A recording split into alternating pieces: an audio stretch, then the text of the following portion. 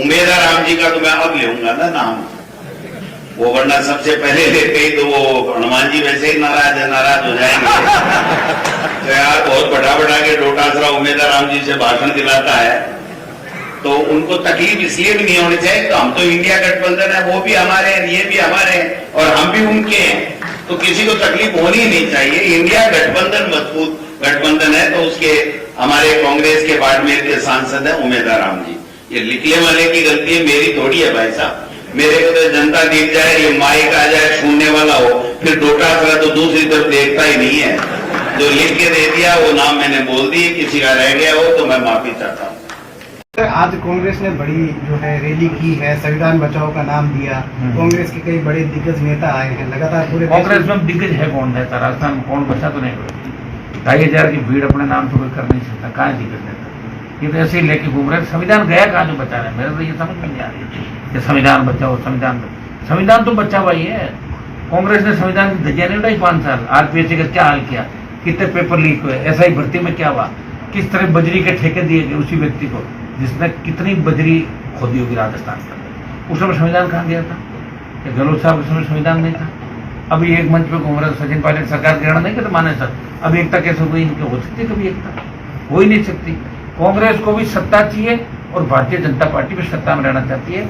तीसरा मोर्चा सफल नहीं हो, थर्ड फ्रंट नहीं बने, ये इनकी हमेशा रहती है। चाहे आरएलपी हो चाहे दूसरी पार्टियां हो, उनको कैसे मारे उसमें ये सारे दोनों पार्टियां हाथ मिला लेती है।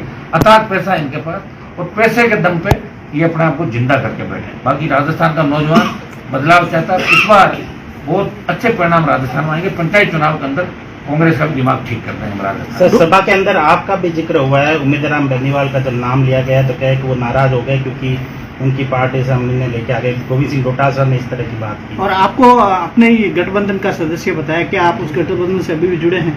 इंडिया अलायंस के हमारे डोटासरा से नहीं जुड़ा हूँ मैं, इंडिया अलायंस। मैं किसी भी ऐसे व्यक्ति से नहीं जुड़ा जिनका फ्यूचर मुझे सही नजर नहीं आ रहा और जिस पे आरोप प्रत्यारोप लग रहा है, उनसे दूर हूँ मैं बिल्कुल अलग हूँ।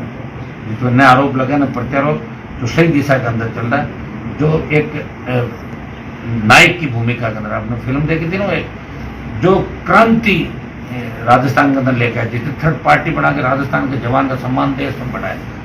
मैं उनसे नहीं जुड़ा हूँ, मैं दिल्ली में जुड़ा हूँ इंडिया अलायंस से, और मेरी वजह से कांग्रेस का खाता खुल गया।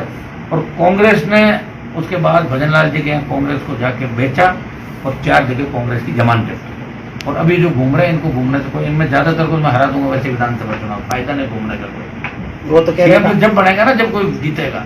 वो तो कह रहे हैं कि उमेदराम जी बेनीवाल को आप नहीं दिया, डोटासरा जी का तो ये नहीं, मैंने ये ले लिया। मेरा तो ऐसा था, मुझे पहले कांग्रेस 3 सीट दे रही थी, उसके बाद 2 पे आई और फिर पीठ में खंजर घूम के मैं दे देता, कोई दो राय नहीं थी। जब मैं साथ था तो किसी भी सिंबल पे कोई लड़े मुद्दा ही नहीं था। पहले हेमाराम जी का था, भाई हेमाराम जी लड़े और तो जीत जाए। हरीश के लिए था, भाई हरीश जीत नहीं पाएगा, तो फिर हरीश, हेमाराम जी, सचिन पायलट, अशोक गहलोत, डोटासरा, सब लोगों ने कहा आरएलपी को मारो, और ये ले गए। फिर बोला नागौर में भी अलायंस मत करो, इन्होंने कहा नहीं करेंगे, हनुमान जी तो लड़ेंगे। लेकिन कांग्रेस की वहाँ जमानत जब्त होती नागौर में, तो लड़ता चुनाव हो सकता है बीजेपी और मेरी कड़ी फाइट होती, लेकिन कांग्रेस थर्ड नंबर चली जाती। और ये अलायंस कांग्रेस के लिए फायदेमंद हुआ, मेरे लिए तो अलायंस नुकसानदायक था। मेरे 25 लाख वोट कांग्रेस ले गई और मैंने इनके 2.5-3 लाख वोट लिए। Okay sir.